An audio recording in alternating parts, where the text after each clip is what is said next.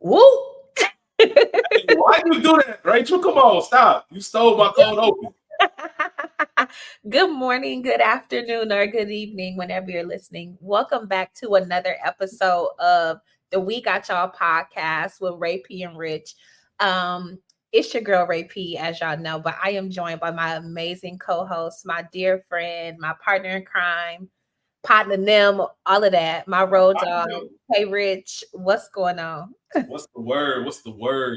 Here with y'all again. Shout out to you, Rachel. I don't know if I'm. This happens often, but a lot of times, Rachel and myself, obviously, we just been tight for so long, and we recorded so many episodes now between We Got Y'all, Culture Garden, whatever, that a lot of times we're in each other's head. Because the first thing I was gonna say, I had as my cold open was now when I say whoop, I need to respond in kind. Whoop. Woo! And I of love course, it. Rachel just comes out the gates and just says the same thing I'm thinking. But shout out to you. Shout out to you, Rachel, man. I'm always glad to be here talking to you. In general, it can be about nothing. It can be about anything, wall mirrors, bookcases. It don't really matter what we're talking about. As long as I get to talk to Ray P. But we're here talking about the Chi. Yes. We are back for another episode. We have season 6, episode 10, Want This Smoke. So we are back with it. Second half of the season 6 Chi. Directed by Stacey Pascal Gaspard. Written by Jewel Cornell. And shout out to Reagan Gomez. We get a Reagan Gomez site in this episode. For those of you who are new to We Got Y'all, this is not a scene-by-scene review or recap. This is more just a general conversation about the events that took place. Rachel's brilliant mind. We get to dive inside of it. And I get to be here as a fly on the wall, just to have a little conversation with her. So we're definitely excited and we're happy that you're back. Before we get started with this week, please remember to like, subscribe, share, whether it be on YouTube, whether it be on Apple, Spotify, wherever you listen. We appreciate y'all. Can't do it without y'all. And we are ready to get into this week's episode. Rachel. Yeah. Last week, we spoke maybe ad nauseum about how episode 9 was more of a continuation of what happened in the first half of season 6. Yes. And I think we might even predicted that this week might be more of a setup episode. This week felt like an actual season opener to me. It's kind of, slow grind, building us up and kind of getting us into the rhythm of what we should be expecting for the rest of this season. Did it feel that way to you? It did. I'm not gonna say it felt like a filler because that's not the right adjective. Yeah. A slow build, definitely, even though there was a lot going on. I have a lot of notes, but a lot of it is just like recap for my own memory for discussion's sake, Yeah. I enjoyed the episode even better the second time around than on the first watch because I caught things again that I maybe was texting or a little preoccupied when I first watched it, versus when I watched it to dive in truly, Yeah. Very I love something you just said. You mentioned how you have a lot of notes, but it was mostly just for yourself. That's a great point. This episode compared to last week's was more for the Chi watchers. Yes. You know what I mean? Last week, if you didn't really know what was going on, I even dropped that 15-minute catch up into the episode description.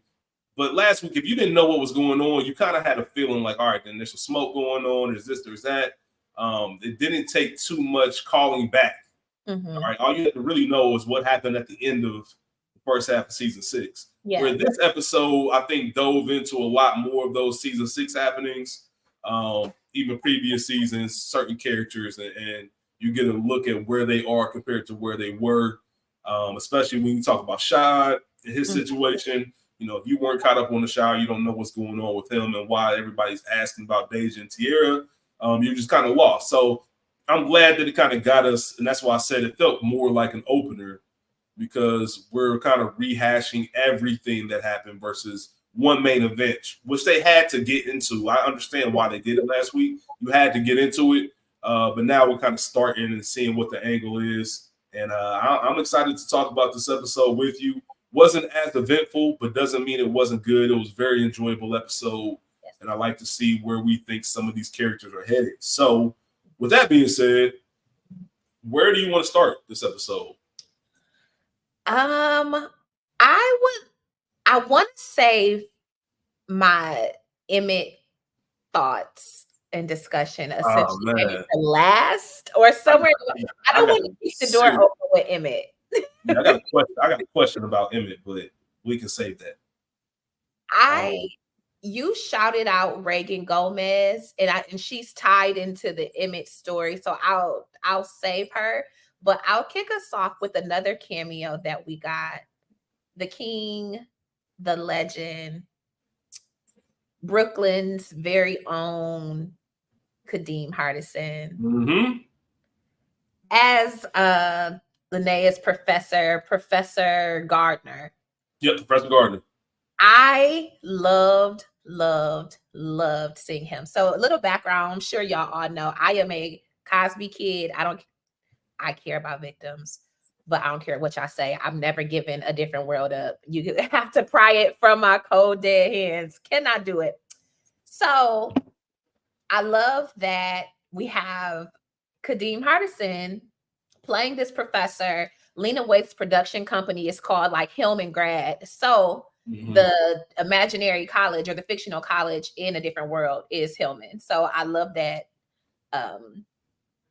that parallel between the two. But it was good to see him. And if you're in A Different World fan, you know that Dwayne at some point was teaching or was a professor at Hillman. So it's just good to see those callbacks. We talked a lot about Bakari last week, and I'm pretty sure I love where this Bakari storyline is going. I like it. I like where it's going. Let me tell you, it's probably going to end in tragedy. I was just about to say, this ain't going to end well.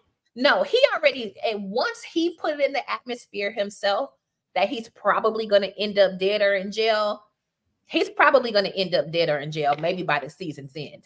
Who knows? Yeah, I see that happen. For character's sake, I like that we are seeing Bakari. Last week, we talked about him struggling with having one foot in and wanting to be a good kid, despite, dare I say, never having the opportunity to be a good kid, never being in a situation to just be a kid, you know? So I like that we are seeing him take an interest in something that is not violence, guns, drugs, and debauchery. You know what I'm saying? Yeah. So as somebody, we talked also last week about how we both write. So seeing him take an interest in literature, potentially creative writing, you know, the power of what journaling does and can do. So I like that Professor Gardner made that his very first assignment, despite him being late. And I hope we figure out maybe next week why he was running late, because you have to do this, you know, first impressions are everything. And so you fucking up already. Right. But I like that, because we already know that he does somewhere within him want to get away from Douda and his foolishness. He wants the money, maybe even the power, and definitely the respect, but he does not want the weight that comes with all of that. Yeah, absolutely. And he's maybe 18. Maybe right around 17, 18 or so, I'd say. Yeah. He's a kid. Child.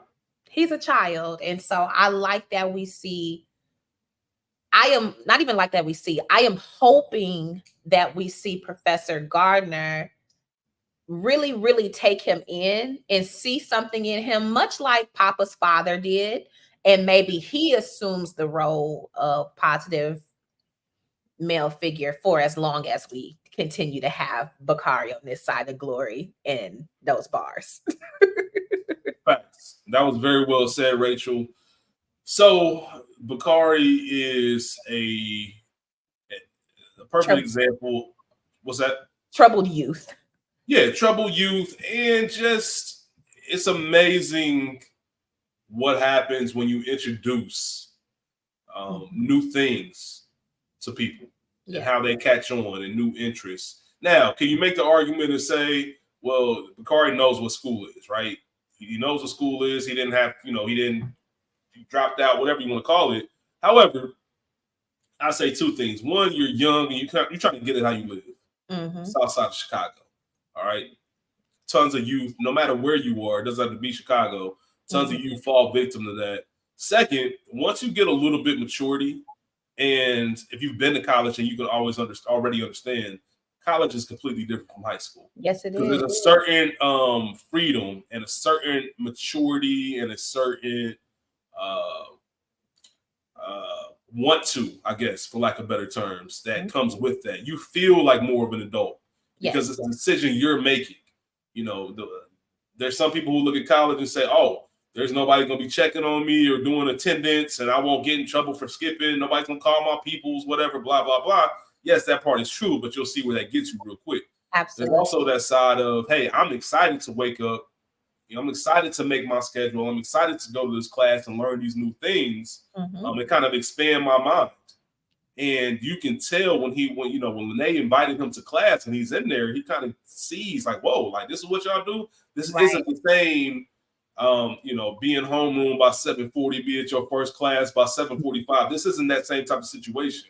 Everybody seems to be engaged. And what the professor is discussing is on point. This is something I can get into. Yep. Like he read the syllabus. Like I'm all in. No, I'm not a student, but I know this is something I want to do.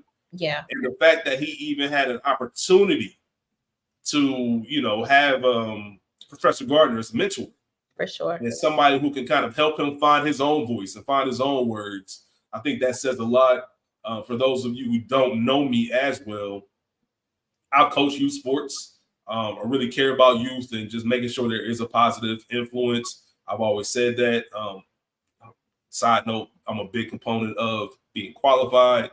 For sure. You have to be a qualified mentor, like somebody who actually is going to take the time to show people the right way.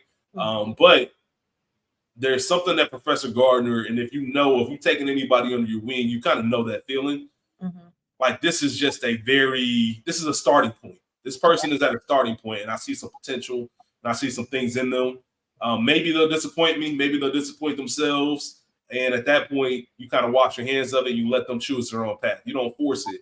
But if somebody's taking a liking to certain things, then it's your responsibility and your duty to kind of guide them along. So I love the fact that even though he was late, there was a certain look of regret that he had and a desperation almost. And Professor Gardner saw that. Like once, I don't care who you are, and I'm specifically speaking black man to black man. As a black man, if you see a young black youth, that's redundant. If you see a black youth or a young man that is telling you, like, I'm going to be dead or in jail if I don't get this help. Like, how do you not offer your hand or extend your arm and reach out and help that brother? Like, you just kind of have to. You have to. You set some boundaries, you set some ground rules, and something that Professor Gardner did that I loved, I want to know your story. For sure. The good, the bad, the ugly, because if I know your story, then I can better understand and help you operate. Maybe now, if you tell me your story, I can understand why you might be late a couple of days or do a couple of things and all that kind of stuff. So, like I said, we're going to get you off of that path, but I do want to learn everything I can about you. And there was a certain way that Bakari was looking at that journal. And when he said, start from the beginning, and I want you to write about we was telling him to start from the beginning about telling him the story, but I also want you to write in this journal every single day. That's like a blank canvas. It's almost like a fresh start for Bakari. And I think part of him is afraid of what he is, what his potential is. Because it's something different. And I'm going to have to address a lot of the things that I've done in my past. For sure. For sure. There's that element. And also, we don't know how long Bakari has been out of school. Right. Aside from being able to send some text messages, you know what I'm saying? I can read on an elementary level, but we Right. don't know what his literacy really, really looks like. And so Facts. I think that there is, yes, I want to be able to write and to do these things, and there's a fear for that, but there's also a, to me, a trepidation with saying this one might not be good, and I don't even know where to start with this journal, with writing my story. You're going to read this. I don't want you to think less of me because of what you read on this paper, you know? Yeah, Ugh, bless absolutely. it. Bless Nah, it. you're you're Excited. you're 100% correct. I love the fact that Bakari, and we started to see that even last week, Hmm. that he wants more for himself. Yeah. Because he could easily blow that off or just have better things to do or just really be engulfed in the life. Hmm. But he wants to see what else he can. What else was I put on this earth for? For And the sure. fact that he wants it himself goes to show that I think he's capable of doing anything. As I said earlier, this has all the setups and all the traditional tropes for not ending well for young Bakari. For sure. It would not shock me, and I hate to say this, I hope it doesn't happen, but it would not shock me if by the time we reach episode 16 of this season, um, it might be a tragic end for him. Yeah, he might not make it. And I mean, he also is getting a stars check, the actual actor, because he's on Power Book Force. Yeah, he is. He He and Dre. is. So maybe, hopefully, he can keep two jobs. Hopefully so.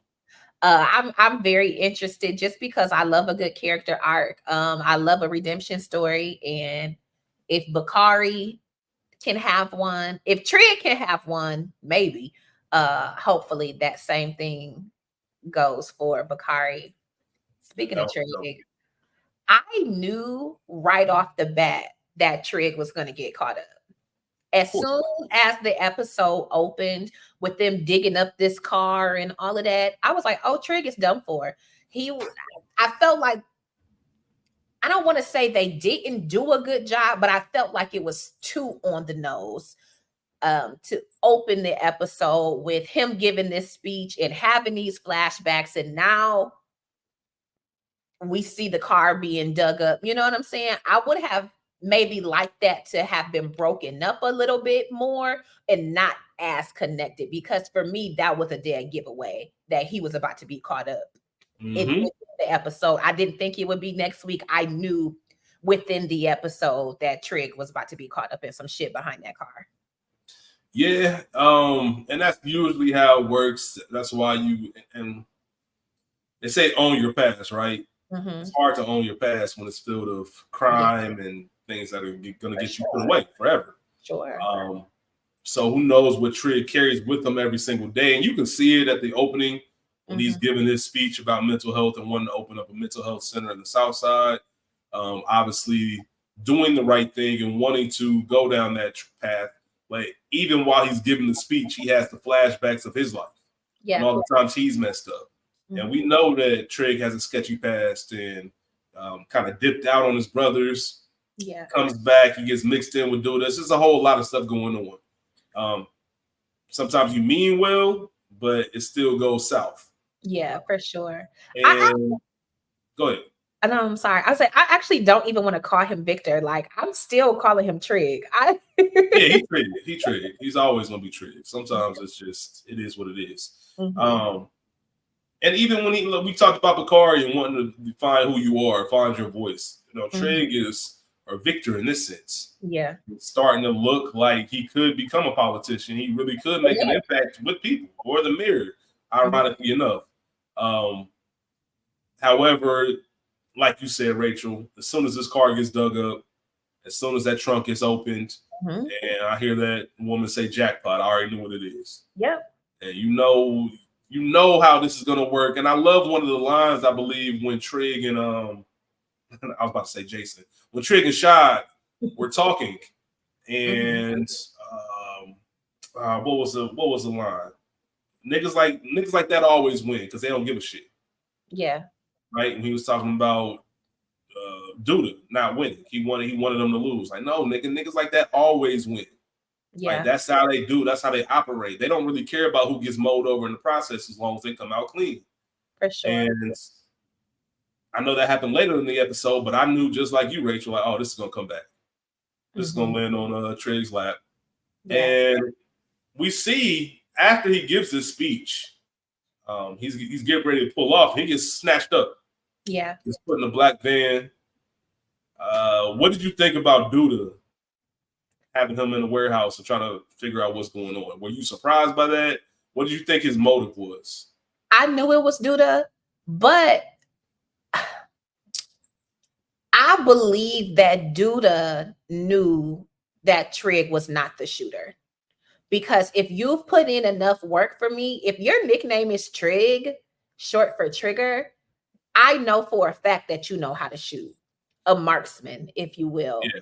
So I like that Trig said that, nigga. If it was me, we wouldn't be here. You know, you would be shot. I don't miss.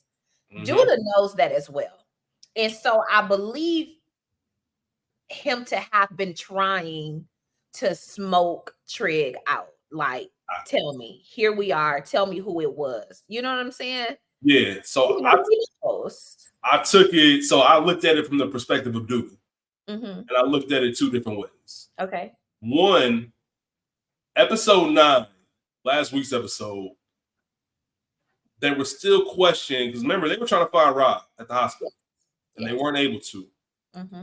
I think Douda was looking at this as, I know, but he also lives in a world and he lives a life where 99.9% means I don't know.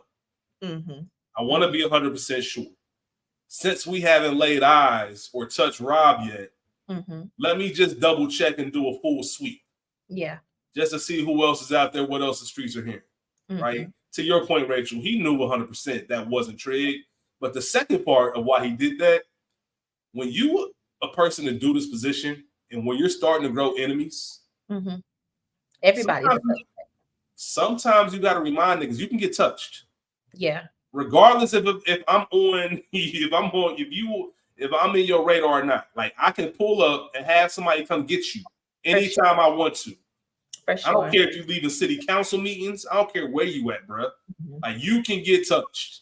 Yeah. And I think that was a little bit of that. Like, let me make sure you know how powerful I am. For sure. For sure. You still under my thumb, nigga. I don't care how many speeches you giving. I don't care if you want to be married like me. Yeah. Like I own you, nigga. To shout out Rock. I can't wait for Raising Katie to come back.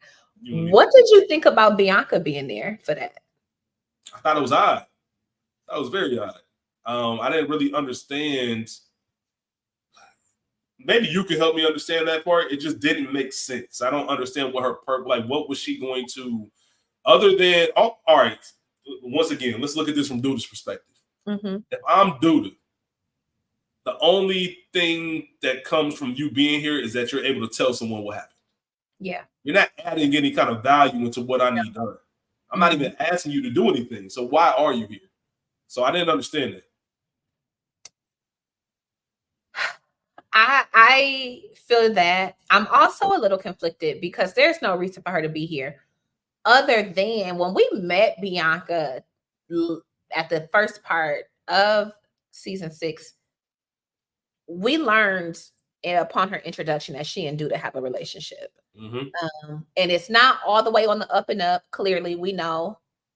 However, I think that she too is into some things, and maybe she also has put in work, because in the lowest of keys, I'm starting to believe that Bianca is not just double crossing Douda, but also double crossing Alicia. I can see that. So I think that we're going to see her in all types of, dare I say, precarious situations. Alicia's not going to know that she was there for this questioning. I think that she is very intelligent and she is going to use them both to get what she wants in the head, you know? So Yeah. I was kind of put off. We know they fucking. We figured it out when we met her, but I do think it's something more. I hope it is my strong hope that she is not just there as ornamentally in this particular scene. You know what I'm saying? Yeah, I trust that the writers are going to answer that question for us throughout these episodes, and maybe show a little bit more about Bianca and what her real role is, other than trying to be double agent. Because once again, it just doesn't make sense as to why she's there. There has to be some kind of larger reason that we're not seeing right now. And hopefully that'll come, especially when you look at later in this episode when they're at dinner. Yes. And you can tell she was fishing. She was fishing, but also Douda was hesitant also. Almost like, it's almost like, all right. You putting a lot on it. This is the woman I'm fucking, right? This is the woman I'm fucking. But it's just that. Fuck. Yeah. Like, that's what we do. Anytime you change up the schedule and change up the routine, and we at dinner dates and you want to celebrate me, it's kind of like, what's going on? Like, it seems a little bit like, what you want? Like, yeah, and I think Douda is smart enough to realize that. He's smart enough to see what's what, and I think his antennas are up. Yeah. As they should be. Yeah, like I said, they should be anyway, regardless of Bianca or not. I think Douda just has too much power, and with power comes enemies and other stuff, and you always have to have, you always have to be one step ahead. So yeah, I see something going on, and I feel like Douda's putting some things together, but I also think that Bianca might be a little bit more savvy than what we know right now. Okay, I like that. She might be a little bit more savvy. I don't think she's going to put herself in a position to really get played. Okay, I like that. I like that a lot. What did you think about Douda texting Tracy while he's at this very same dinner with Bianca? I mean, he loved Tracy. He want that old thing back. He loved her. If it was up to him, he would be at that dinner with Tracy. For sure. It's just that when certain people just live a certain life, that you can't maintain something like Tracy or a real relationship. But you can tell that that's his. If I was Alicia, that's how I'm getting at him. If I'm Emmett, that's how I'm getting at Douda. I'm getting Tracy ASAP, because you got to find the weakness. Yeah. Douda doesn't have too many. Like I said, the only thing that's going against him is he's growing enemies. I'm not even sure if he knows at what rate. And maybe not even enemies, but the people in his crew ain't really doing what they're supposed to be doing. People having side conversations.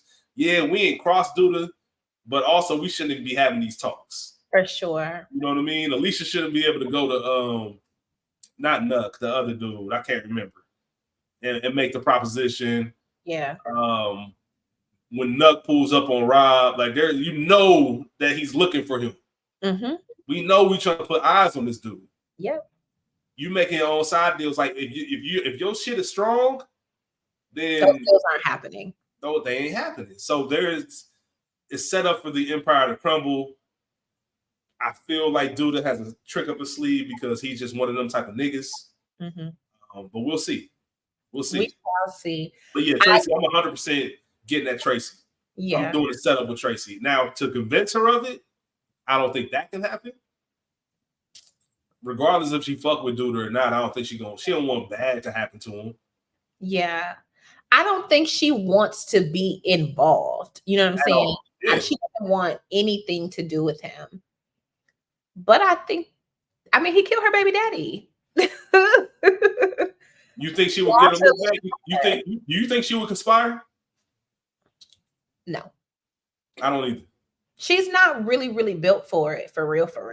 She may, in the past, she may have wanted it to be. We look at season 1 when Ronnie kills Coogie by accident because he's wearing her son's shoes.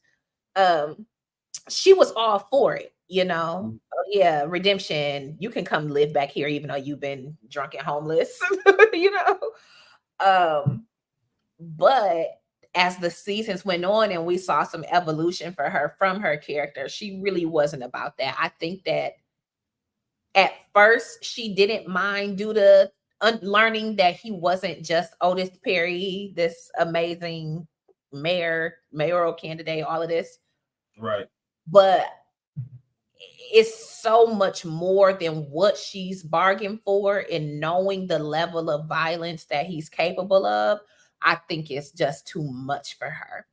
But I felt bad because thugs do be in love for what they can, what their capacity is, their bandwidth, what that looks like to them. Hold on. You felt bad? Did I hear you correctly? Did I hear you correctly? We have talked ad nauseum about me being tricky. You are a lover girl and you are tricky. I give you those. I feel bad for people. I don't even want to say unrequited love, because Tracy loved him too. But when you can't have the person that you actually want, no matter if you deserve them or not, it is a hurt feeling. Duda, for all the things that he is, and I don't think it's an issue of I want her because she's pulling away. He always was on Tracy ass. You know what I'm saying? Yeah, you know what I think it is? You know what I think it is, Rachel? What? Correct me if I'm wrong. I'm about to be weak. I think it's because even no matter all the grimy bullshit that Duda has done, we still like him. Like, we still don't hate him as much as we should hate him. We should hate Duda. For sure. Duda should be like one of the top villains in television. And for some reason, it almost, and I don't want to make the comparison because they're completely different shows and different elements. But it's almost, there's a version of The Chi where Duda's an anti-hero. Okay. You know what I mean? There's a version of The Chi where if you wrote it from that perspective, you can see him. And that's kind of how I see him. Like, we should hate him, but Duda is a suave, charming, funny. He pops when he's on screen. I'm telling you, the man is a sociopath. Ask me how I know. And I think since we don't hate him as much as we should, because we have all the evidence and all the instances, to really dislike Duda, but it's not there because we still see the good in him. Just like you said, I feel bad because there's a part of Duda that you see that still deserves that love. So we talked about it. I said it last week about Duda really low-key wanting to be a father. There are humanizing elements to Duda, despite everything that's fucked up about him. The fact that even in part 1, we know that he told Bakari that he sees a lot of himself in him, which is why now I got to bring your sister in here, because I got to keep you close however I can.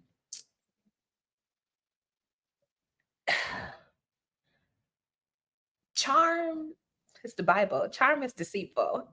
And Duda is just that, unfortunately. You know what I'm saying? Yeah. But I still kind of love him. And there is still some redeeming qualities. Otis Perry is in there somewhere.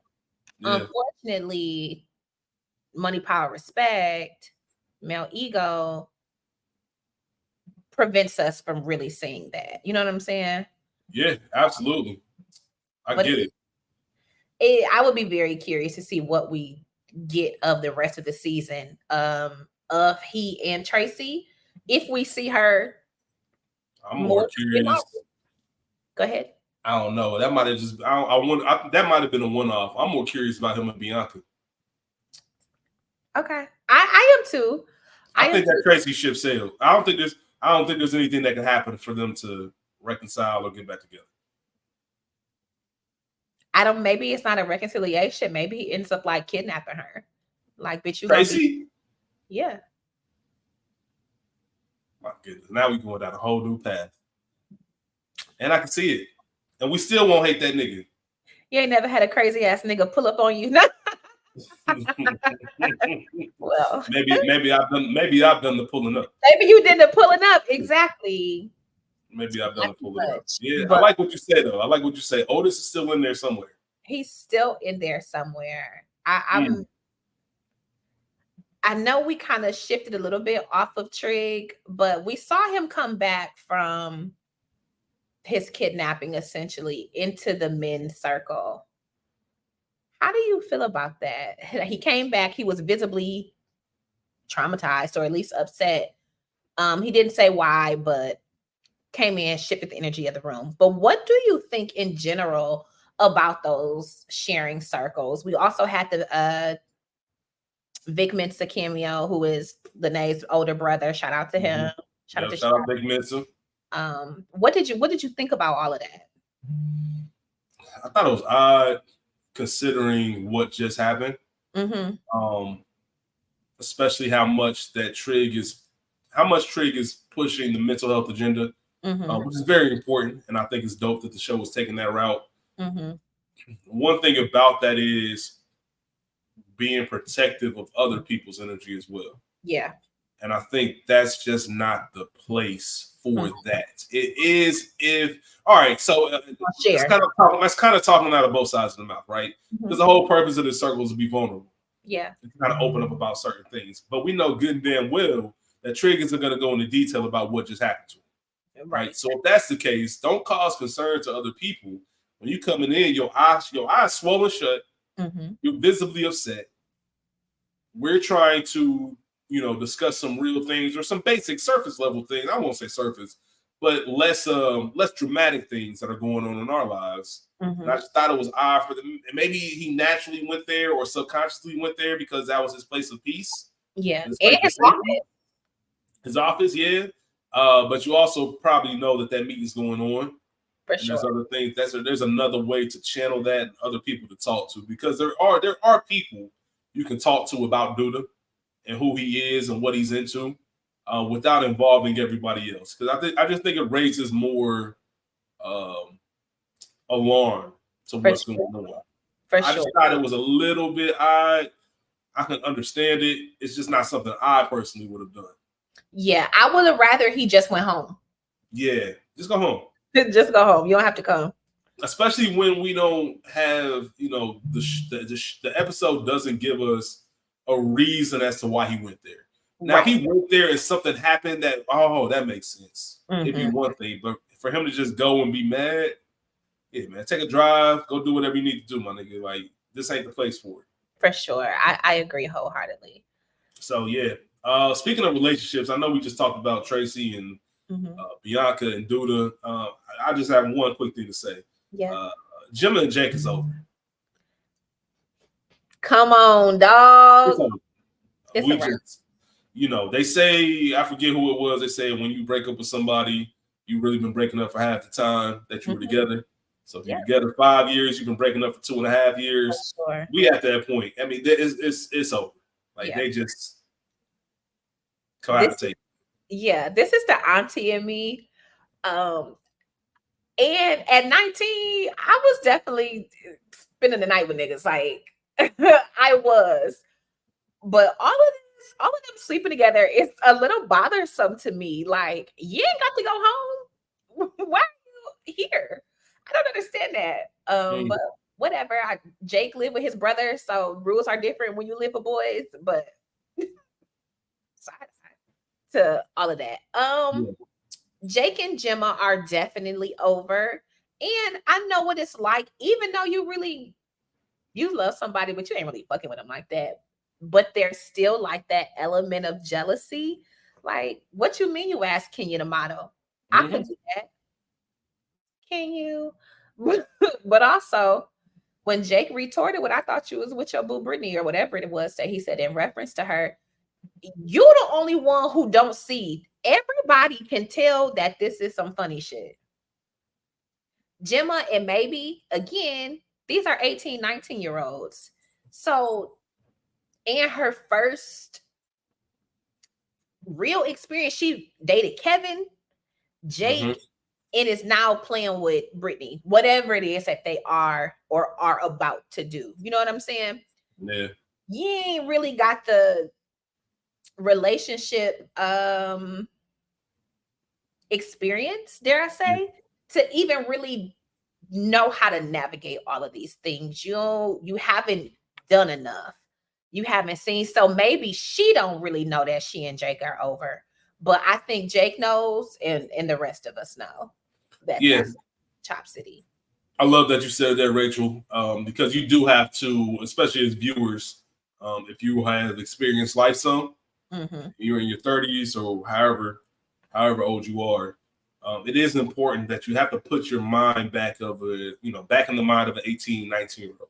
Yeah. Kind of look at yourself when you were 18, 19, and try to make sense of certain things because of that. Because as grown folks, we like, what the fuck is y'all doing? Yeah. But also, if I'm thinking about the 18, 19-year-old version of myself, it's like, okay, maybe I'll give them a little bit of a pass. Yeah. And to something else you just said, this is the first time you said Gemma might not even know it's over. That's kind of hard to identify when you're that age, because it's not like your high school crush where you passing notes in between classes and things. Like, we've actually got a little bit of a life we've established. Like I said, we're sleeping over. You mentioned earlier, at 19, you were spending the night. Yeah, that was a big deal at that age, because that wasn't happening when I was in high school. I wasn't just having women come through and spend the night, and I wasn't going over women's houses and spending the night. It just wasn't happening. But once you have that freedom, as I mentioned earlier about college, Bakari, and the whole thing, once you start having that freedom, you can start doing certain things, and you playing grown up and you playing house, maybe a little bit sooner than you're emotionally ready to. Sure. And part of that is not recognizing what these new emotions are. We kind of jaded to them because we've been through them over and over again. Yeah. When you that age, this is your first time experiencing this new feeling. Like, what you mean you got Kenya the model? Oh, she just answered an ad. And you can see Jake ain't even, whatever, man. I ain't trying to talk about this. We good. Turning off this light, we going to bed. That's some shit you do when you 40. For sure. Not at 19. Not at all. At 19, we gonna have a little argument. Like, it's not over. You know what I'm saying?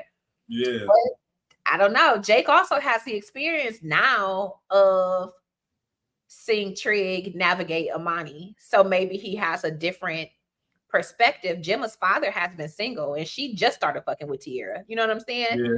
So she might not even also have that information currency to know what to press and what not, when to press and when to fall back, but it's very interesting. And I say all of that because I couldn't stand Gemma most of her tenure on the show, but I feel bad for her. Do you? I do. Not because of Jake. I feel bad for her because Brittany is gonna blow her head off and she don't even know it. She's already a little lost in the sauce, that whole studio situation. The music is whatever, but you feel some kind of way because Brittany has this other girl in the studio. It's flirty. My attention is not on just you other than the music. So now there's an issue. Now there's tension. And if you tell me I don't pay you to get on my fucking nerves, we're going to have a problem, even if you don't. Did I miss something? Am I tripping? Like, why is Brittany even moving like that? Because Brittany is a motherfucking shooter. Yeah, that's just Brittany, let me tell you. Sometimes I forget that not everybody's about keeping peace. Here's the other element to this. One, Brittany is a nigga. Facts. That's that. Let's recall last week, Douda made it clear that he did not want her spending as much time with Gemma. He said verbatim, less time with Gemma and that bullshit music and more time spying on your brother. So if we find out that she had a talking to, and now, yeah, I'm playing with you a little bit, but I also have to put some space because I need another 30,000. I need some cash to be able to trick on you, essentially. You know what I'm saying? So I got to do some funny little things. And as somebody who knows about manipulators, there's a little bit of this that's also, I need to see where your head is, because I'm pressing you when you know it and you backing up off me. You said you don't want it, so do you or don't you? Like, that is a conversation that's coming. Yeah, no, that's a great point. That's a great callback as well. I forgot her focus is on Bakari, which reminded me, I probably forgot because she yet to do that. Yeah. Which lets me know that's got to become the next episode. Mm-hmm. There's got to be a Bakari Brittany moment that happens next episode. They have not really had one. Yeah, it's got to come. You can't, like I said, this second half is only 8 episodes, just like the first half. Yeah, we're already 2 episodes in. Mm-hmm. You can't try to rush that. It's got to kind of happen, or at least plant the seeds for it right now. Yep. Also, I don't know if it's just me. I don't know if I'm bugging, but this episode was the first time I really kind of saw Brittany and Bakari. And just from a casting perspective, I'm like, oh, they look alike. They look alike. I don't know if it was something about the way Brittany was in that studio with old girl in the lab and talking to her. I don't know if it was the lighting, the angle, or something, but I'm like, oh shit. I can see that. I can definitely see them as siblings, without question. That's great pause, because I feel the same way, but I hate the casting of Keisha and the rapist son. And the son looked like it would be she and Emmett's son, not that nigga that kidnapped her. Okay. Yeah. The kids are just all them damn kids. Bless that. Yeah. Question. Yes. I alluded to it a little bit earlier. Rob is in a garage, wherever he is, and Nook pulls up on him. Rachel. Yeah. How good is this motherfucking weed? Because everybody that comes across it is on some, I need parts of this. I just want to know how good the weed is. Here's the thing. It has to be phenomenal when you consider all of the irrigation process that it's gone through. And you think of all of this stepped on ass street weed and so many chemicals, you don't know what this shit is. But if this quote unquote so pure, this, that, and the third, I'm sure that it smokes different. Now you put it in these raggedy blunts and not something a little better. How different is it really? But right. But it's and all that. Spectacular. Yeah. Yeah, it's just I always get I just always get a kick out of my man's got a gun to Rob's head, and all of a sudden, damn, what you smoking on? I love how he snatched the blunt out of his hand too, and kept it, walked away smooth with it too. Kept it. This is shit from Tiff Housewarming or from Keisha Housewarming. Nigga. And it was a smooth play to get in. What did you think about that? As far as your life, or I'm getting cut in on this business? Nigga. He getting cut in. I want to live. Ain't nothing else you can do, right? Tiff gonna understand. And she did. And that's the other thing. Even with all of this, Rob, again, I said it last week, he's not a street dude. He just was a weed man. He ain't into the bullshit. His mama, fucking Alicia, got him caught up in some foolishness. None of that is his world, despite essentially also being born into it. You ain't really about that life. I'm going to sell my weed. I'm going to stay out the way. I don't even get along with my mama. I'm going to keep it pushing. So now I have to make critical decisions, my life, over a couple dollars. He ain't say he wants to be an equal partner. You don't know how much we making. I could just give you 5% of what we have the potential to make, and you will be satisfied, because it's some more money that you have in your pocket that you ain't got to report, that nobody knows about. Move around, nigga. Thank you for sparing my life. So what do you think about him not, handing him over to Douda?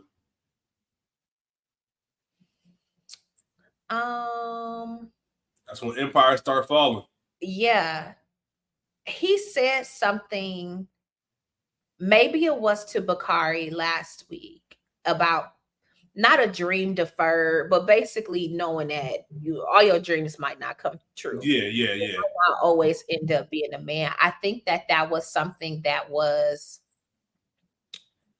caused him to be a little bit more introspective, because prior to this, we don't see Nook, I don't want to say disobey, but we don't see any instance prior to this that he would be disloyal to Douda, because essentially he's been the second in command.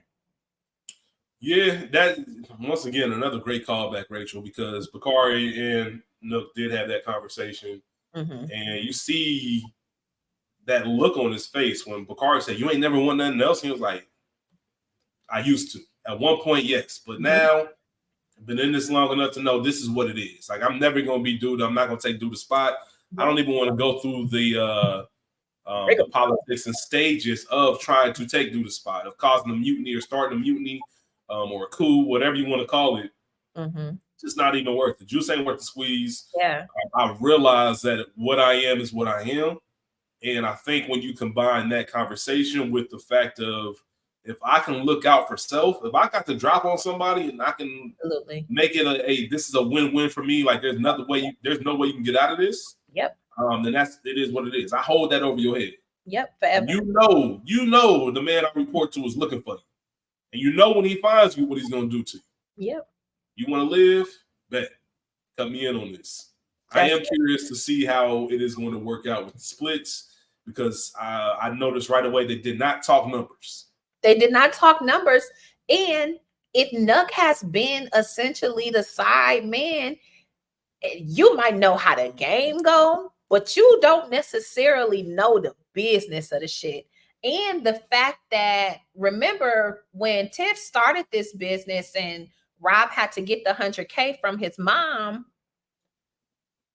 that whole process of how they were growing the weed, how they were cultivating it, everything was completely different than everything they both knew about growing and selling weed, essentially. Yeah. So Nuck don't know shit about this process. Nuck just looking for an envelope. You're just looking for an envelope, and I can give you that. And because you don't know what it really is, I can really give you anything because you don't know what the fuck we really doing. Right. And hand you that's not gonna ill will. That's not gonna ill will for Nuck either, because at some point, if you Tiff, at some point, I'm gonna stop just handing you free cash. Right. There's gonna be a way over time that I learn how to flip this or freak it and spin this back on your head. Yeah. To where this gotta stop. Yeah. Because this ain't going on forever. Or you can even look at it from the point of Nuck might be like, all right, knowing how good this weed is, these envelopes seem light. There's got to be more coming in. I want to open up the books. Yeah. Or let me start seeing some numbers. Teach me the motherfucking game, Ghost. I don't think it goes that far because that's too hot. I think Duda just gets wind of that. Yeah. And then there's that's the end of Nuck, I believe. But yeah, you got to do what you got to do. Rob knew that. He made the play. He knew that Tiff wasn't going to be salty. I mean, she's salty, but what else am I going to do? Yeah, we just saved your life. Yeah, like we just saved you. So it's that's also something that, once again, developmental episode. Yeah, setting it up. A lot of stuff that I'm looking forward to unfold as we get throughout this. So we have a couple more things. Yeah. Before we get to Emmett, let's talk about Shad. Bruh. Let me tell you, there is a thread on Twitter or X. His name is Solomon Missouri. He is a pastor from Alabama, but he lives in somewhere in North Carolina. I think in Durham. During the Curry split up, when the news broke up that Dell and Sonya were divorcing, there was he created this whole thread. It's like, you don't want to be out here, and goes through the rigmarole. Oh, I remember that. Being back on in the streets. I remember that. I didn't know he was a pastor. Oh yeah, he's a pastor. I remember that thread though. Yes, but you don't want to be out here. Rashad came from jail for however long he was in there, and then looked up on Deja taking a chance on this street nigga with nothing, moving him into her home, side eye, all of that. He don't know that it's a dangerous, evil world we live in.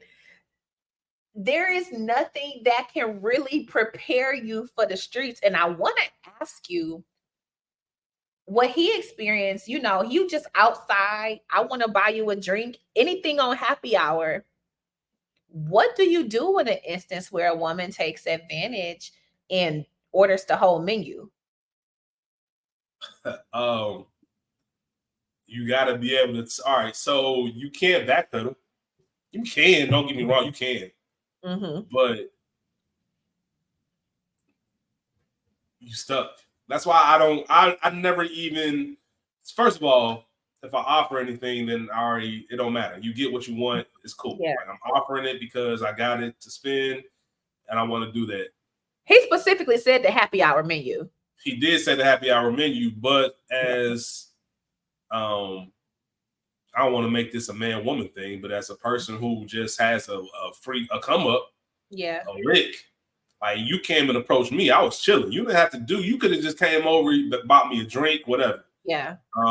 But you offering all this now, that's obviously, I think we all can agree that's bullshit. For her to be ordering the lobster, the bisque, whatever it was, and the lobster and steak combo, that's some bullshit. But that's what happens when you start offering shit. Now, me personally,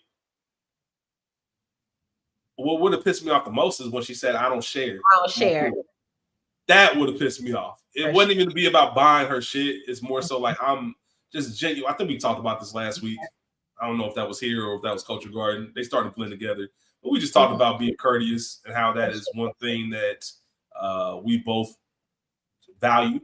And for you to tell me that you don't share your food after I just bought it for you and I didn't put up a fight. Because a lot of times niggas will be like, hell no, I ain't paying for that. You got me fucked up, blah, blah, blah, blah, blah. Right. I'm letting this order ride. But you're going to tell me straight into my face, like, nah, I can leave. I can leave right now, matter of fact. Matter of fact, I probably would have walked out the bar. Yeah, I'm done with this. I can't walk out the bar. What I offered. But again, I've taken L's before, trust me. I paid bills that I did not want to pay. I'm sure. But Shy, he doesn't know that. And he ain't really got no money. You know what I'm saying? That's what zones me when he's trying to do too much. I get it. And that's usually what happens. I love how accurate it was when you hurt and you fucked up. Yep. You really just trying to do whatever you can to get your bounce back. And that's how he's being extra. He's being extra. I had to come all the way over and talk to you. Yeah. So the first woman, you trying to get married? Hell no. Nah. All right, boom, you out the way. Then he comes over and sit down. You can order anything you want. Cool. Then you got the next woman. Like, can I sit down here? Anybody sitting here? Depends on if you ate or not. They have a little laugh. Then she looking around paranoid. What's wrong with you? My ex said if he saw me with somebody shooting, get the fuck away from me. Which goes to your point, Rachel. This shit ain't sweet out here. It's not. Go home to your family. Go home to your wife. Nigga. Go be a family man. Go be a lady. Hey, don't be a sweet nigga. Go be a sweet nigga. But I say all of that because it really ain't nothing out here in these streets. It's crazy. The streets is dry. But shout out to Deja for standing her ground. Because got to. You have to. Because let me ask you, I'm sorry. I don't mean to cut you off. Because Deja isn't more of the insult of like, my nigga, I'm the come up. You not the come up. I'm the come up. I lowered some standards for you. And you still play me? Are you crazy? Are you not some standards, all the standards. You ain't really had no job. You at the time, you pretty much volunteering with Trig Gas. I already let you slide with the guns. I let you slide with the guns. You ain't got no money. You ain't had nowhere to live for real. You going from pole to post with this bag, with your hobo bag. And this is how you do me. And mind you, when he fucked Tierra, it was on Valentine's Day. Which is wild. While this woman who has watched you up to this point, love your woman, cherish her, not really be put off. And no, we don't do this, but I do at some point. Maybe it's another week in the books conversation. I don't know. I do want to have a conversation at some point about being with a woman who makes more than you. Is that a real issue? Because it doesn't bother Shot at first in our callback. But once again, you're in this woman's house, and me and homeboy talk a lot about it. Like, no man wants to move into a woman's house, especially not on a long-term shit. This is yours. It's always gonna be yours. And we saw Deja kind of assert that energy or the first part of season 6.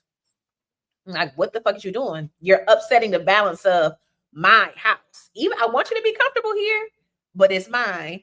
I pay literally all the bills. I do all the shit. The least you can do is come in here and pick up or do what the fuck I said. All right, Rachel, I'm gonna get Mo on the phone. I love that concept. I would love to hear you, Maurice, and Spike discuss that. Yeah. In the books. Here's the thing when it comes to that. Okay, not to get too deep into it. So I think men, and this ties into another scene that we have, another kind of circle at the bar, and they had that conversation about gender roles. I think traditionally men are waiting for that other foot to drop, right? They're waiting for the first time they mess up, and then they're reminded that none of this shit is yours. This is my shit, right? Even though it's truth, there's still something about it that, I don't know, just opens up some wounds and reminds you that you're not supposed to be where you are. Now, here's the dangerous part of that whole thing.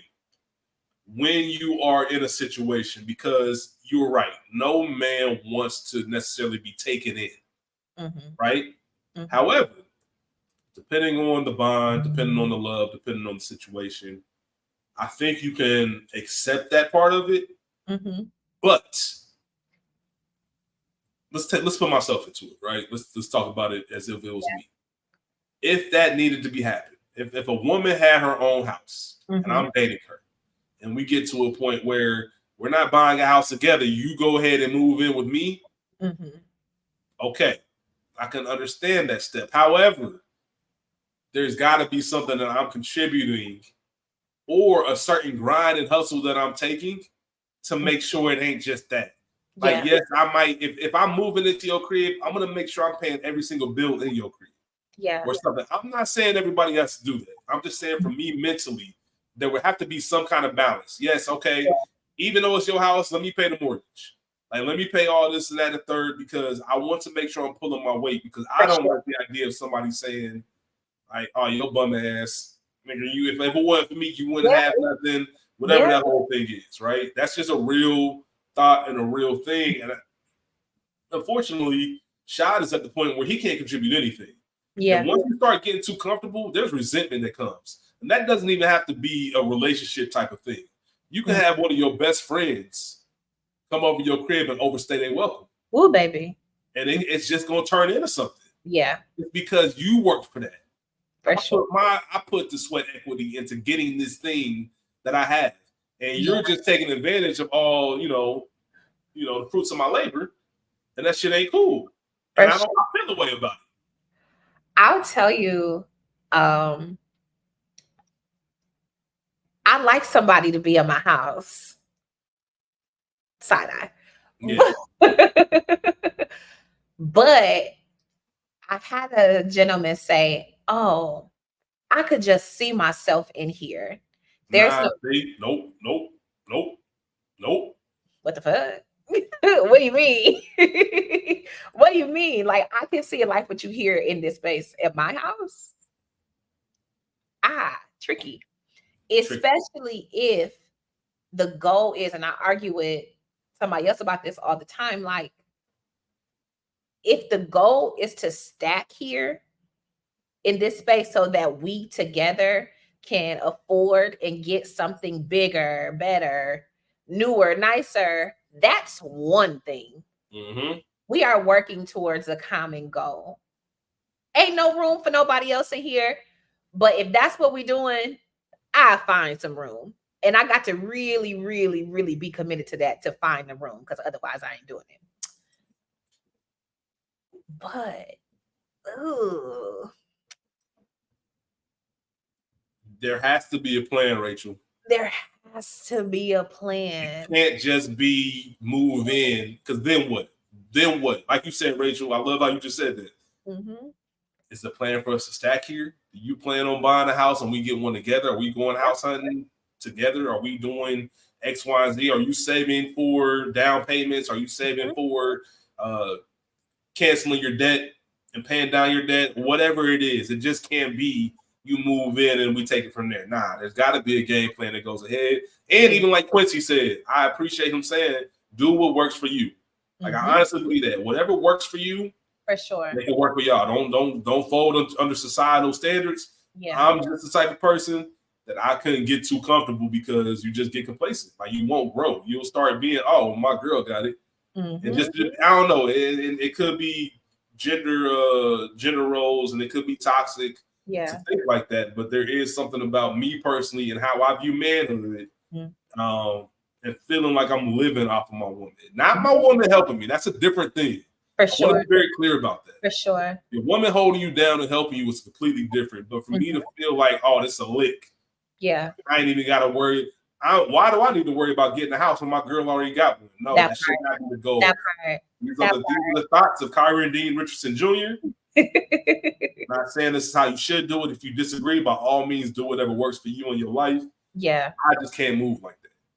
It's definitely tricky. And I did not used to feel a way, but the more I'm in my space, the more I guess somebody just coming in and they're not being a plan and you're not adequately contributing, that is such a turn off for me. Like there's no reason for you to be in my house if you're not changing no light bulbs, tightening screws and this and the third. You know what I'm saying? Like, I don't know. And Rashad, he was appreciative to Darnell and Jada. Like, y'all got a brisket I can go smoke or something. Like, I just want to thank y'all for letting him stay there once Darnell saw him in the car. Howsoever, I don't know, like broke stroke can only get you so far. I say dick ain't a down payment, man. It's not. It'll only get you so far. It'll get you in the door.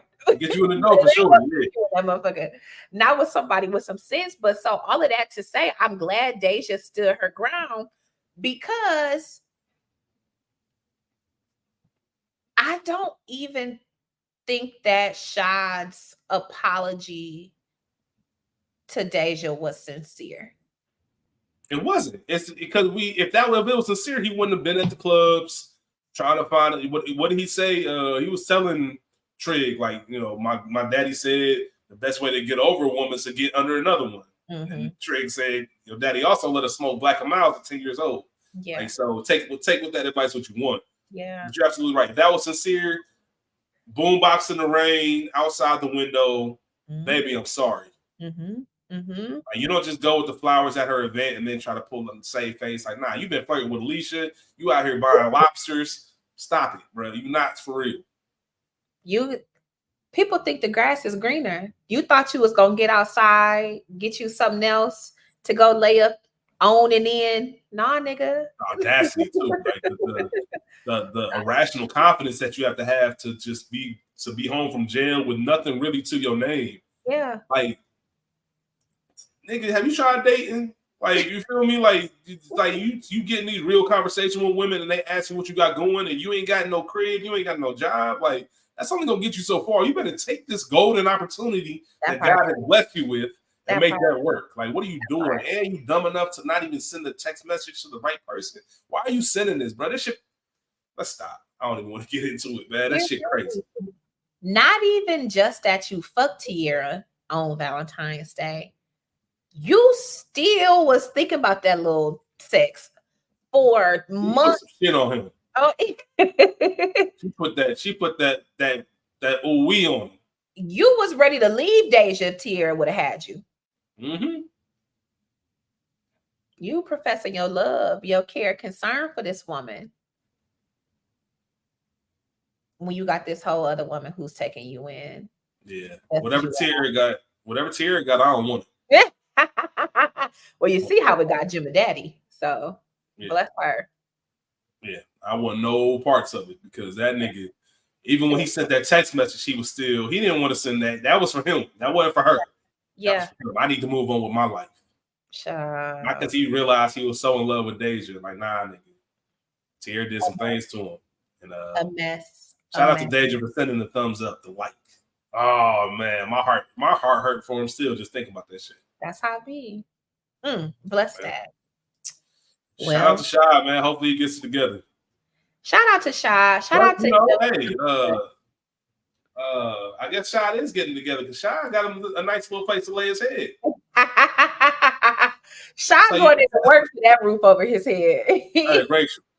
Alicia hit him with the so you like fixing things. I know exactly what that means. Yeah, I got something you can fix. She need them pipes cleaned out.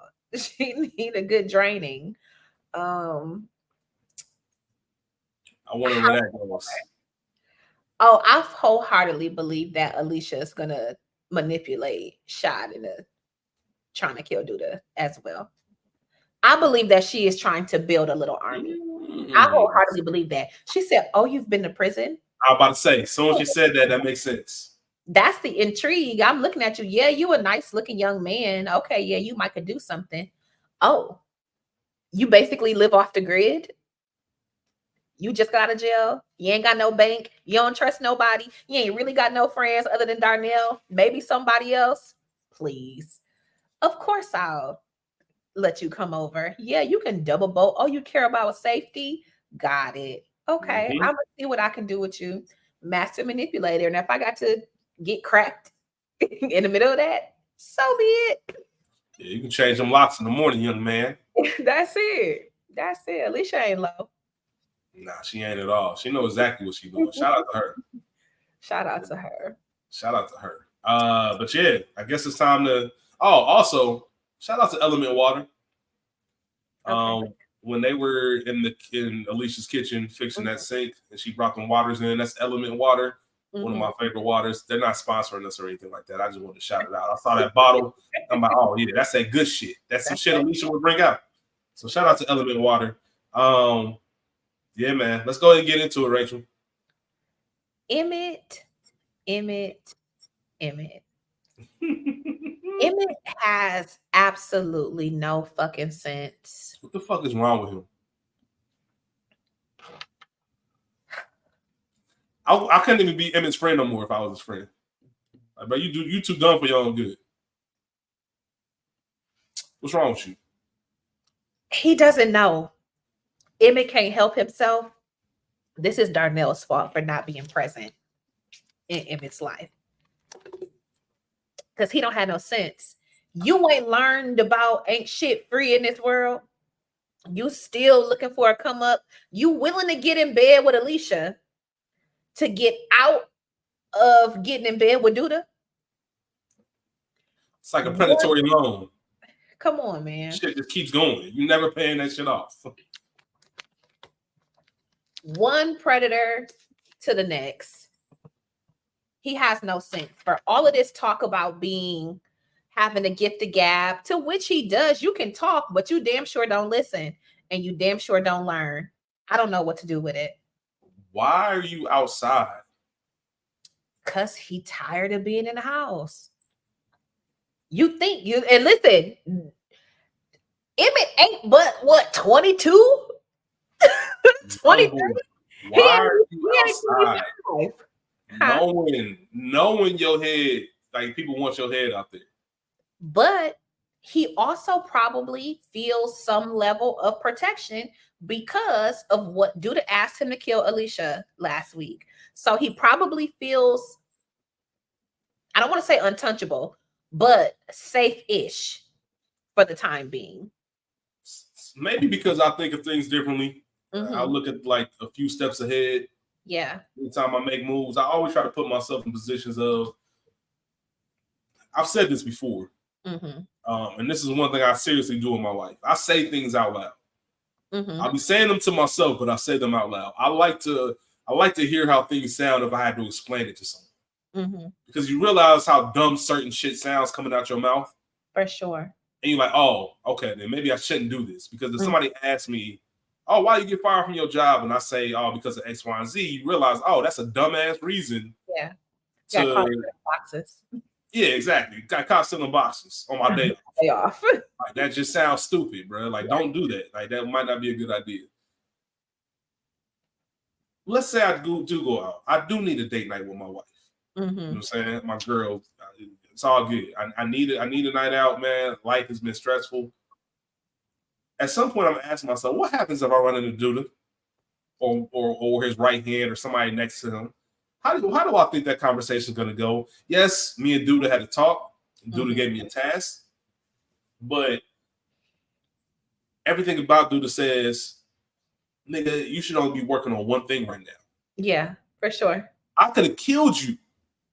I could have taken your life. Yeah. Yet you still have enough time to be out in the club, having drinks, dancing and shit. Oh, that's where your priorities are? I bet.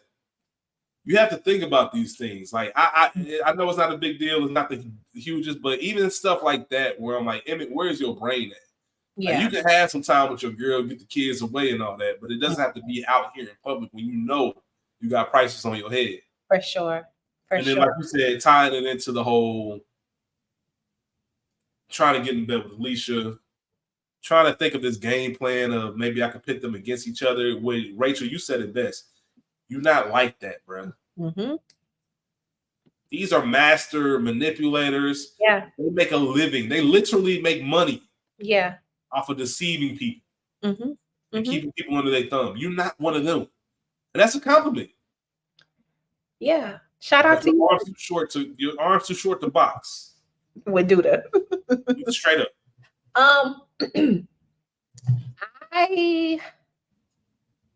Again, we keep talking about how young everybody is, but that's all I could think of is that just because you've grown up, you've done grown things, you ain't got no wisdom. Like, you don't have any sense. And I wrote down, Emmett ain't learned a damn thing. And I know that I already said it, but it's really irksome to me. And I think it's irksome to Keisha as well. Because I think that even though Keisha is in part responsible because you was asking for all of this shit and you wasn't turning it down, knowing the price, knowing what it came with, you were okay with Duda making sure that y'all had this nice ass house on the north side. You were okay with him making sure that you got a car because Tiff got a car. You were okay with all of these things until you saw the gun in your house. But why wouldn't you have one? You know what I'm saying? Like, it just doesn't make sense.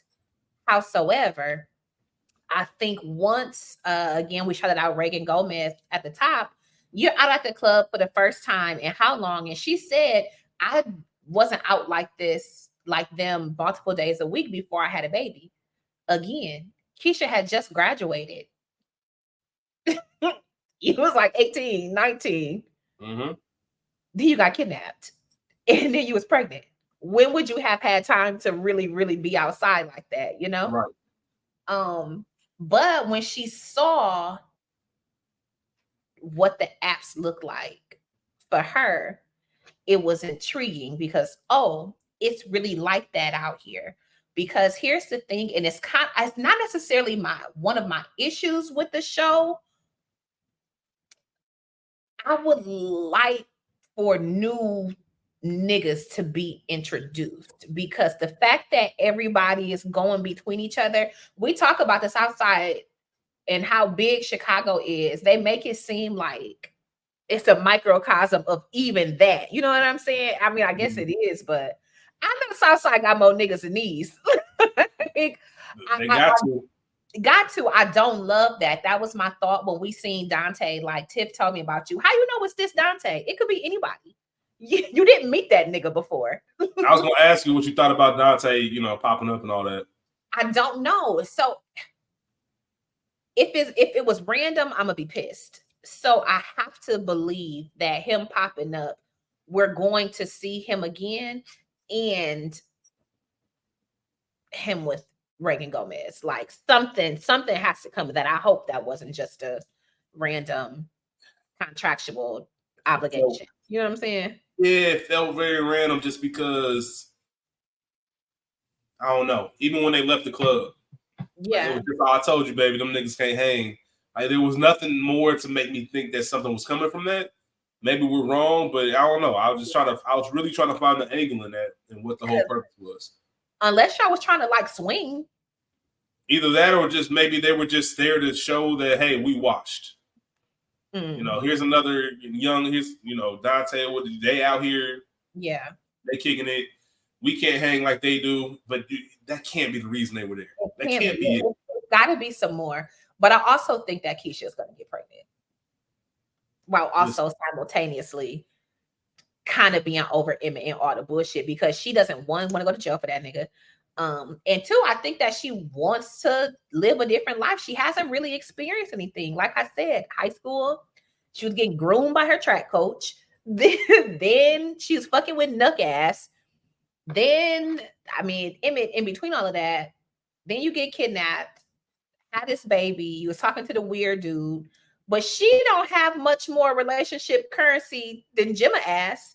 History, you know what I'm saying? You might have fucked you a couple of niggas, but actual things and Emmett, she was dealing with while she was in high school. You know what I'm saying? So I don't want to say she doesn't know what all is out there, but I think that seeing homegirl swiping and showing her the niggas, even though the dating scene is trash, if you haven't had it, especially if niggas is fine, you might not know that they broke as fuck, can't fuck, whatever, all these issues that men come with. Jeez. You don't know because you only 21, you only 22, and didn't get to go away to college. You know what I'm saying? You taking these classes, you at home, you ain't living on campus anymore. You moved in with Emmett. So you've been insulated for all of this, and this is your first taste of seeing, oh, it might be some other shit I could be doing. Yes, I have a child, but I also don't have to be raising 3 other kids. Right. I don't have to be doing any of that at 22, you know, because we ain't married. And the fact that y'all been together all of this time and living together and using condoms, like that's crazy as fuck to me. Shout out to safe sex. Use it. Practice it. Absolutely. Yes. Shout out to them for being responsible. But that was crazy to me. But now that she said you can take it off, just be smart. Emmett ain't been smart 50-11 times before this. Not one. You see Pops packing up that car the next morning. Come on. Like, come on, man. That was just, I hope that's not foreshadowing. I hope he don't got another kid coming. Like, for what? Keisha ass gonna be pregnant because she wanted him to take the condom off. Even if not tonight, not this week's episode, because you can't go back to it. Once it's off, it's off. You've opened the door. And that's just it. Like, and as clearly Emmett been having raw sex his whole damn life. You know what I'm saying? Like, since he's been having sex. Since he's been doing it, it's hard to put the cap back on. No pun or pun, you know? Yeah. And so I think, and I hate that I feel like that, but that is what I think. She's going to find out she's pregnant while also have feelings of wanting to break up with this nigga. Yeah, I feel like you did, Rachel. Honestly, my first thought was like, she about to get pregnant. And then I thought to myself, like, nah, ain't no way. There's no other reason to introduce take the condom off or don't go get it. And his parents told him, don't be having too much fun and bring another kid in here. Yep. So we also had that foreshadowing as well. That's exactly what's going to happen. Oh, yeah. And the last thing I would say about Emmett is we alluded to him, like, not really knowing how to play this game, jumping from Duda to Alicia. But also, I think what Rob said was very telling. You know, first of all, I warned you about my mom and how her giving up money ain't easy and it's going to come with a price. You'll make you work for it. Not only on top of that, if you do take this money from my mom and you fuck up, me and you have a problem. Yep. I want you to be very clear about that. Yep. Which is a very respectable warning. Mm-hmm. You know, because it's a straight up business talk. Listen, I just want you to know, I don't want anything that you and I have in common to get twisted. But if you do some shit, if you get on her bad side, now you my problem as well. Yep. I want you to know that going in. There's nothing more. All I ask for, me personally in life, all I ask for is all the information. Mm-hmm. Give me all the information and I'll make my decision from there. So now you know. Now you know. I mean, and I have no idea what your game plan is, bro, because you don't have one.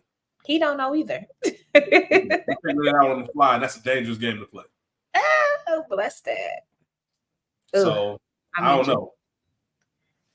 What did you, speaking of that little discussion, it wasn't major, but it kind of is, and it just reminded me that Emmett also don't have no sense.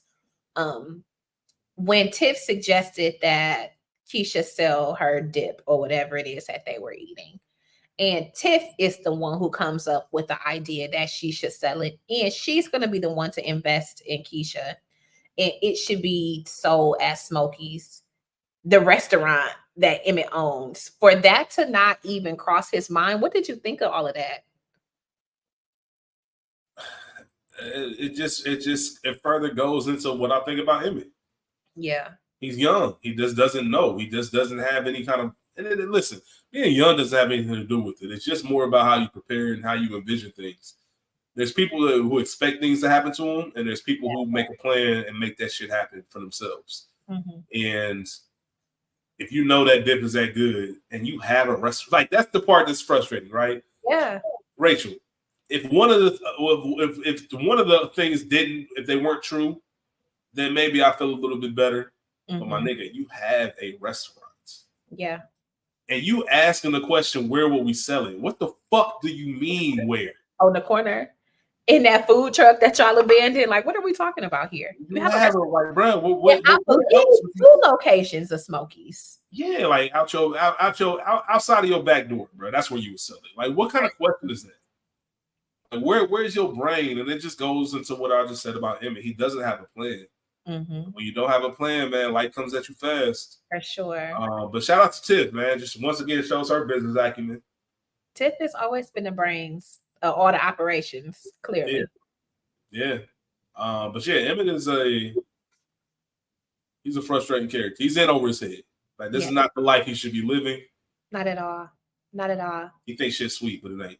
I don't want nothing to happen to him, but I really need him to get it together. He needs an awakening, which I thought happened when Smokey's got shot up and when Duda had a pistol to him. Yeah. But I guess apparently that's not it. He still thinks shit's sweet. He just doesn't get it. And I hope that he does. But again, like I said, it's Darnell's fault for not being present. Name one person in the hood that played like that. Yeah, and Darnell knows that. He a nigga. That's why they sit here telling him, like, listen, man, if anything happened to you, we just want you to know we'll take care of the kids. Like, we see how this is going, my nigga. Yep. Yeah, we see how this is going. We see what direction this is headed. You ain't got it all together. Not at all. So I don't know. Is there anything else that we didn't cover that you want to discuss? No, I think we got it all. Real quick. Oh, yes, it is. What's up? You didn't acknowledge Leon. I thought you mentioned him earlier at the beginning. I was just about to bring him up. I literally was gonna say, I told you at the beginning of the episode, Rachel and myself share the same brain. So really quick, Rachel, we don't have to get too deep into it. Is let me read his name because I did write it down. I know it's Daniels Lafayette. So yeah, Alonzo Daniels Lafayette. Leon, I texted Rachel. Leon out here looking like JT Matthews still. If you get that reference, then shout out to you. For sure. But is Alonzo Daniels Lafayette Esquire, is he shady or not? Oh, he's definitely shady. Okay. He's definitely shady. And that's why is his name Maurice? The campaign manager? Quincy. Yeah, Quincy. That's why Quincy hired him. Everything about Alonzo looks shady. When they're riding in a car and he says, I didn't kill him, and he says, good. He was fully prepared to defend him guilty, believing that he killed him. So now I'm thinking that somehow, some way, a PI gets involved. Maybe to track Duda, to find a way to pin this on Duda. And that somehow is going to come to a head on top of everything. Listen, the world is coming at Duda's neck. Yeah. Yeah. I don't know how he withstands this, but if anybody does, it could be Duda. But It I might definitely be see so some bad. things going on. Candy comes back and fixes shit. I can see that too. Mm-hmm. Because he needs help. He needs help. He don't Maybe know how, not right now, but he needs help. By the time we're on episode 10, by the time episode 12, 13 comes around, Dude is gonna need help. Yeah, for sure. Had no idea how it's gonna go though. Yeah. Shout out to Candy. I think her name is Rosalind in the show. I'm not 100% sure. I believe so. Yes, that does sound right. Mm-hmm. Rosalind does sound right. So yeah, Rachel. I think that's about it. So shout out to Leon, the legend. So sort of to your point, I just want to say this before we wrap up. You said it so perfectly when you talked about Kadeem. And there are just certain people who have built up so much equity within the culture. Yes. That it can't be replaced. And you just kind of smile when you see them. For sure. Especially when they're not regulars on something. Just people that they're always going to hold a special place in your life. Kadeem is one of those people. Leon is definitely one of those people as well. For sure. You just see them. Even Jason Weaver. For we know he's been a recurring character, but him being from Chicago, being on the Chi, we've talked about how much of a legend he is and all the things that he's accomplished. It is good to see a lot of the people who deserve their flowers getting them by way of the Chi. And I'm looking forward to what else we have for the rest of the season. Absolutely. I know that next week's episode 11, is titled Saints and Sinners. We'll see what's in store for us. But with that being said, Rachel, unless you have anything else, that's all I got. That's all I got, y'all. All right, well. We got y'all. That's all we got y'all. That's all we got. So we'll see y'all next week. I'm trying not to take it out like we do Culture Guard, just give a regular send off. But we definitely appreciate y'all for tuning in. Yeah. Now that the episode is over, please join the conversation. Yes. Leave a comment, send an email, right on the Instagram page. Yes. All the information is in the episode description. Yes. Below. If you are on YouTube and you decide to leave a comment, please do. We will read them at the beginning of the episodes. We want you to join the conversation. We want to hear your thoughts as well. Sure. We appreciate all of you for tuning in. We'll be back next week with another episode. Like I said, season 6, episode 11, Saints and Sinners. Next week, we'll be at it. Rachel, I love you and I appreciate you as always. I love you deep. Y'all, thank y'all for listening. We love y'all. Y'all take care and be safe. Bye. See y'all next week. Peace.